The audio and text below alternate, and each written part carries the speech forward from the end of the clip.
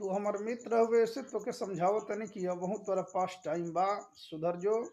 नहीं तो ओकरा फेरा यदि पड़ले तो तोर जिंदगी जो है जहन्नुम हो जाई, नरक हो जाई, बद से बदतर हो जाई।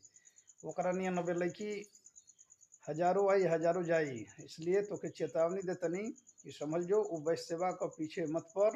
वैश्य सेवा की छोड़ दे, आ न तो वैश्य सेवा जानत रहे तो कि कहीं का ना छोड़ी।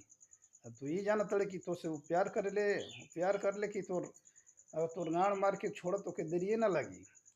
बचवा कहल गुल बा कि सिखाने में जिसको जमाने लगे हैं वही आज हमको सिखाने लगे हैं। मैंने सिखाया था जिसको कि चलना संभल संभल के, वो हवा में कबूतर उड़ाने लगे हैं। तो के ये पता नहीं है कि तू हुए तो हम हैं। तो कि पता होके कि चाहिए कि तू हो तो मैं हूँ।